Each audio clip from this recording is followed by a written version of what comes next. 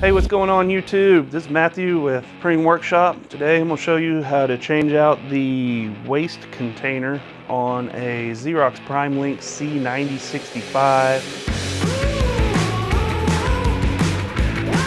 So the first thing you're going to do is open up your front cover. Down here in the lower right corner, there's another handle to this little up and down white door, and you'll just pull back on it and it'll swing open just like that. So down on this container is a little orange line. Under that line, just stick your finger under there and grab that container and pull straight out on it. And there's your waste toner container.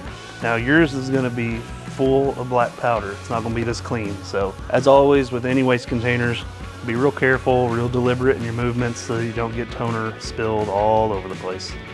And remember, if you do spill it, you can vacuum it up, just don't get it wet. Now go back in, you'll get your new waste toner container, and you'll stick it right into that tall hole right there on the side. Close that little side door like that, and then you close your front cover. And then you should be good to go. If you'd like to see more how-to videos on this same model, click right here.